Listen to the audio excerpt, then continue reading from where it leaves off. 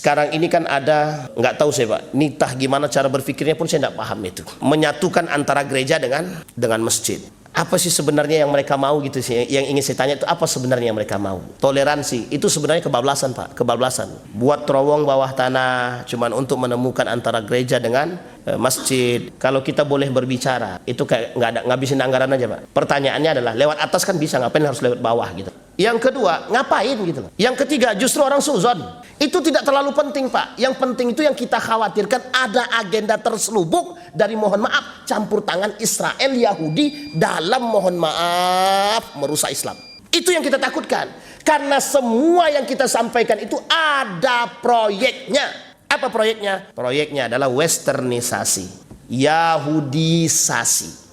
Para ulama mengatakan salah satu model penyimpangan yang paling nampak hari ini itu adalah tasykik, membuat umat muslim ragu dengan agama dia sendiri.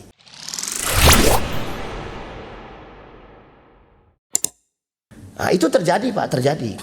Jadi di Indonesia ini, bukan di Indonesia, di negara, di dunia ini sudah banyak yang seperti itu. Disinilah poin penting kita. Makanya bahasanya para ulama mengatakan salah satu model penyimpangan yang paling nampak hari ini itu adalah tasykik, membuat umat muslim ragu dengan agama dia sendiri. Contohnya tadi. Yang kedua.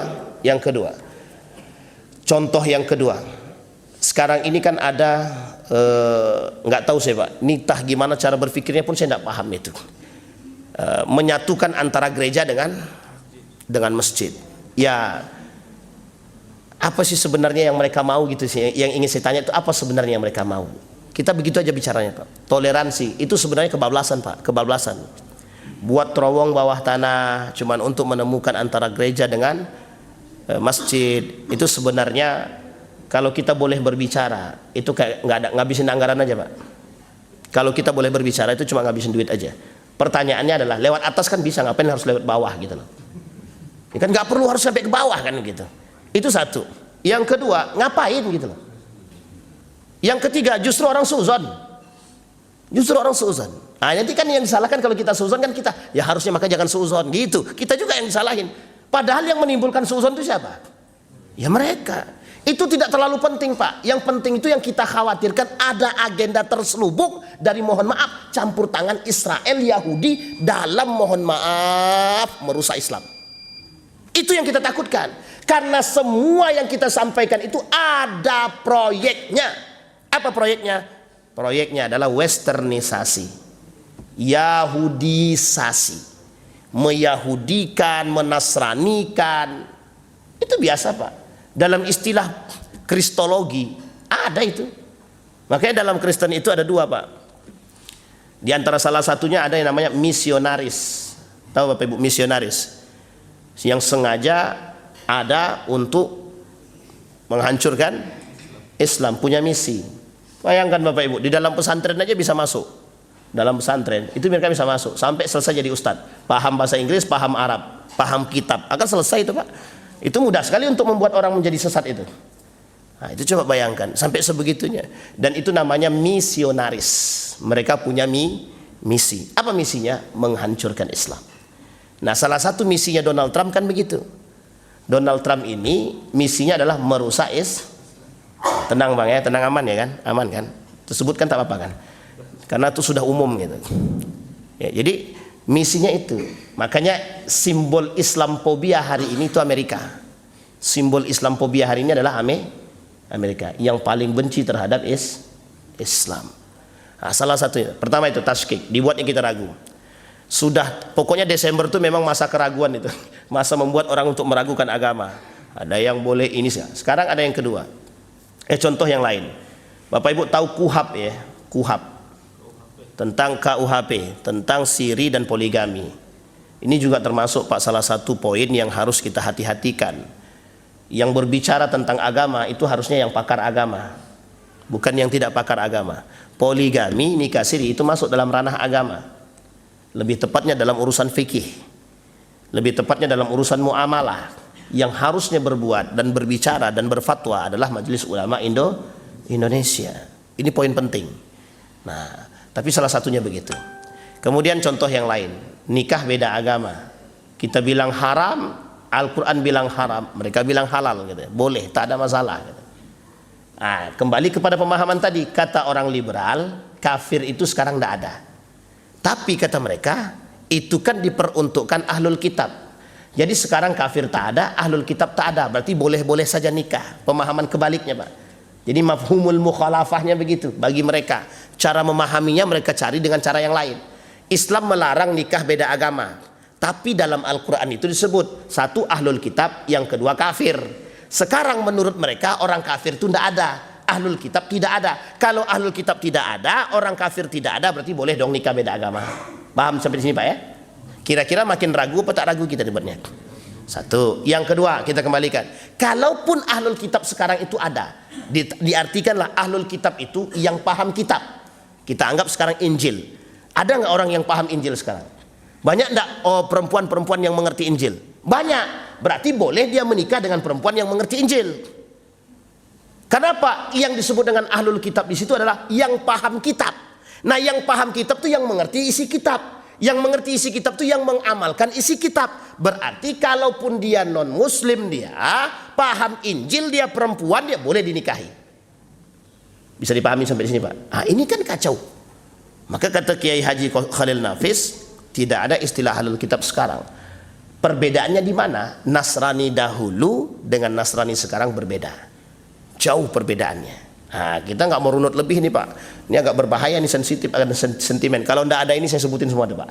Ini masalahnya orang-orang ini Pak. Masalahnya ini nih. Jadi Bapak Ibu, perbedaannya di situ. Nah, sehingga kita sekarang ini dibuat seperti meragukan agama. Jadi kita ini seperti orang yang disuruh untuk ragu terhadap agama kita sendiri. Ketika ditanya, kira-kira benar nggak yang mereka lakukan? Dijawab Pak, kalau kita bilang nggak benar. Tapi kata mereka, Ustadz aja buat kok gimana? Sekarang makin ragu apa tak ragu? Diperkuat oleh orang-orang yang mengerti agama. Inilah istilah kita, dalam istilah Nabi dalam hadisnya itu, du'atun ila abwabi jahannam. Jadi ada dai yang mengajak umat kepada neraka jahanam. Maksudnya kenapa kok neraka jahanam? Mengajak umat jadi kufur. Mengajak umat jadi ragu terhadap agama dia sendiri. Mengajak umat untuk, bahasanya apa? Mengajak umat untuk ragu terhadap nilai-nilai agama. Makanya Bapak Ibu tidak usah heran kalau ke depan orang tidak kenal Al-Qur'an, itu biasa. Kalau ke depan Ibu tidak lihat jangan heran ketika melihat orang tidak sholat, itu biasa. Jadi ke depan kita melihat perempuan tidak pakai baju pun itu biasa. Ke depan kita melihat orang-orang yang biasa bernikah beda agama, satu atap beda agama, itu biasa.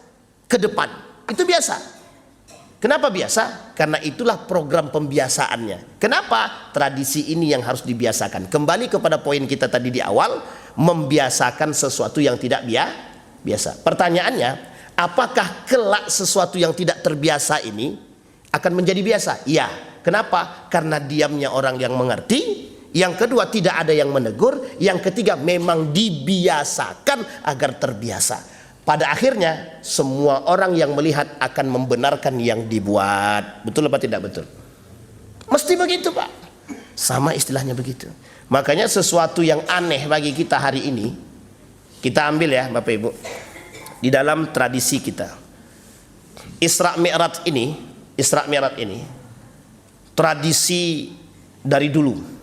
Dari zaman dulu orang selalu memperingati Isra Mi'raj. Di mana-mana kan ada yang pakai kemplang, bukan kemplang, pakai apa namanya, pakai rebana, ada yang pakai kasidahan, ada dan lain sebagainya lah. Ini kan model saja, model. Tapi kan ini tradisi kita. Tapi Bapak Ibu, ketika satu kampung itu membuat itu, kira-kira terasa nikmat apa tidak? Semua merayakan atau melakukan peringatan Isra Mi'raj. Hidup suasana.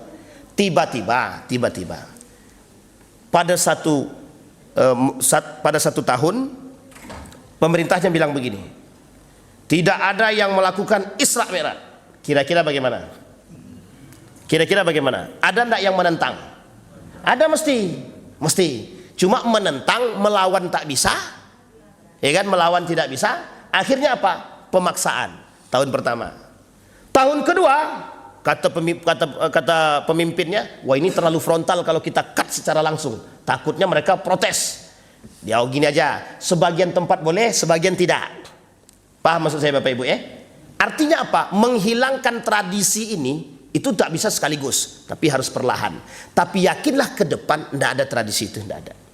Begitulah yang mereka lakukan hari ini untuk membuat kita ragu dengan agama kita sendiri. Makanya istilah Nabi, kelak tidak ada orang yang kenal dengan Islam kecuali tinggal nama Islam itu sendiri. Kelak orang tidak mengerti Al-Quran kecuali tinggal tulisan itu sendiri. Yang dimaksud oleh Nabi adalah itu dia Pak. Makanya mohon maaf, sekarang ini banyak Bapak Ibu temukan aliran-aliran yang aneh-aneh. Yang aneh-aneh, aneh-aneh pokoknya. Tidak sah sholatnya pakai ini itu. Jadi kalau sempat setiap kelompok mengisyaratkan sahnya sholat itu dengan pakaian, maka tidak sahlah sholat Bapak Ibu ini kalau tidak pakai merah putih. Kemudian Muhammadiyah bilang tidak sah sholatnya orang Muhammadiyah kalau tidak pakai peci lambangnya Muhammadiyah. Tidak sah kata orang NU, orang-orang yang sholat kalau tidak pakai baju yang tuliskan NU. Kalau sempat semua pakai syarat begini untuk mendapatkan sahnya sholat, rancu atau kacau? Dua-duanya Pak. Rancu, kacau juga. Nah, adakah enggak? Sekarang pertanyaannya, apa yang menjadi tolak ukur mereka? Hadis Nabi kah? Bukan. Yang dijadikan sandaran apa? Akal. Yang kedua, apa yang dijadikan sandaran? Mohon maaf Pak, mohon maaf. Apa nih Pak? Dunia. Jadi agama pun dijual demi dunia. Makanya ada, ya saya bukan termasuk orang yang anti ya, tapi ya saya termasuk orang yang kurang suka saja kalau orang yang berlebihan. Masa ludahnya aja bisa berkah. Bapak Ibu, ludah saja mahal 200.000. Sini saya ludahin Pak, tidak mungkin pula kan Pak. Ludah bisa 200.000 itu kan mahal Pak. Tapi begitulah Pak, begitulah keadaannya begitu. Jadi sesuatu yang tidak normal itu akan jadi normal. Yang normal justru tidak normal. Jadi kalau Bapak Ibu lihat hari ini ada orang yang mencari orang jujur itu susah, ya memang kondisinya begitu. Mencari orang yang baik itu susah, ya memang kondisinya begitu. Kalau dulu kita cari orang alim tuh hampir setiap tempat kita bisa temukan. Alim bukan berarti mereka itu ustadz, bukan berarti itu. Tidak hanya itu, banyak orang yang alim yang soleh tapi tidak ustadz itu banyak Pak, banyak. Sekarang saya tanya Pak, Umar bin Khattab itu terkenal alim tidak? Tapi kan dia bukan ustadz, dia itu kepala negara. Abdurrahman bin Auf itu kira-kira secara keagamaannya kuat nggak Pak? Kuat banget Pak, kuat banget. Tapi dia juga bukan ustadz kan gitu. Tapi ahli perdagangan gitu. Utsman bin Affan. Ya tidak semuanya juga hafal Quran Pak. Memang banyak, rata-rata sahabat Nabi memang hafal Quran. Ada beberapa yang tidak. Tapi kan setidaknya hafal mereka itu paling, ya masa nggak mungkin Al-Fatihah nggak hafal, itu kan nggak mungkin sekali kan gitu. Lah kalau orang sekarang yang disebut dengan tidak hafal itu ya tidak hafal beneran Pak. Memang tidak hafal. Berbeda tidak hafalnya sahabat dengan tidak hafalnya kita gitu. Tidak hafalnya sahabat itu setidaknya setengah Al-Quran masih hafal dia Pak. Oh tidak hafalnya sekarang, baca Al-Fatihah aja susah. Baca Al-Fatihah aja susah. Itu orang sekarang. Jadi jauh sekali kalau dibandingkan begitu. Nah, terjadinya penyimpangan seperti ini itu biasa. Maka Bapak Ibu akan temukan ke depan itu 20 tahun yang akan datang, kalau ada yang masih hidup di 20 tahun yang akan datang, akan bertemu dengan kondisi seperti apa yang kita katakan. Karena yang berbicara bukan saya tapi baginda Nabi Muhammad sallallahu alaihi wasallam. Hari ini saja itu kita sudah melihat bagaimana banyak sekali yang aneh-aneh muncul. Nah yang aneh-aneh itu kalau kaitannya dengan kenegaraan mungkin kita biasa saja Pak. Tapi karena kaitannya dengan agama, ini yang menjadi sensi bagi kita. Kenapa? Karena pikiran kita satu saja, akan terjadi penyimpangan, menghalalkan yang haram, mengharamkan yang halal. Ini yang kita khawatirkan, menyesatkan orang, dhalun wa adhan, sesat dan menyesatkan. Bisa dipahami Bapak Ibu ya? Ini poin kita. Nah, intinya Bapak Ibu, saya potong atas saja. Intinya, meskipun tiganya lagi belum kita bahaskan. Intinya, Isra Mi'raj itu kembali kepada Isra Mi'raj, intinya cuma meneguhkan iman. Jadi membuat orang, makanya Bapak Ibu mohon maaf, saya termasuk orang yang mengatakan bahwa Isra Mi'raj itu sangat penting untuk ingatkan. Kenapa? Momen keimanan yang sangat langka karena dia menembus sesuatu yang luar biasa. Sesuatu yang biasa saja bisa dihabisi, apalagi yang luar biasa yang tidak pernah diterima oleh akal yang dalam akal yang sifatnya normal. Maka Bapak Ibu, kuncinya promosi Abu Bakar terhadap keimanan dia itu adalah kunci terbaik, menunjukkan ini loh hakikatul iman, inilah yang sebenarnya iman. Dan Abu Bakar katakan, sekarang saja orang banyak yang tidak percaya dengan Islam, apalagi nanti ke depan. Bisa dipahami Bapak Ibu ya, ilustrasi hari ini terbukti Muslim banyak yang suka dengan nilai Islam itu sedikit.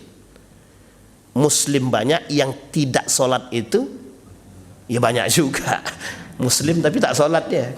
Makanya kalau kita bilang, oh kafir kau tak boleh pula. Kalau boleh Pak kita bilang Pak, kafir nggak usah sholat ente. Tapi nggak boleh Pak, nggak boleh. Kita bilang orang kafir itu nggak boleh. Mengkafirkan orang yang tidak kafir itu nggak boleh. Secara syahadat dia tak kafir, tapi syahadatnya masih ada. Tapi secara hadis Nabi, orang nggak sholat kata Nabi ya kafir, ya gimana? Karena memang perbedaan kita cuma di situ. Nah perbedaan kita dengan orang kafir kan nggak sholat saja. Lah kalau kita nggak sholat berarti ya itulah bahasanya Pak. Mudah-mudahan ada manfaat bagi kita semua. Kita berdoa kepada Allah.